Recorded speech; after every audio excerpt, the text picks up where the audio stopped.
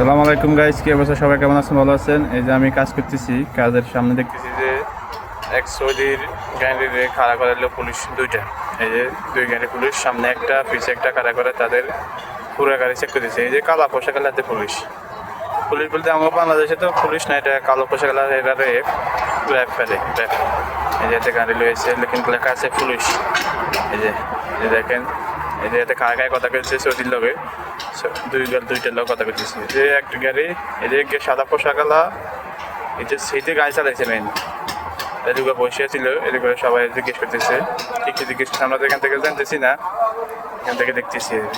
এই যে এই দেখেন কালা পোশাক র্যাপ।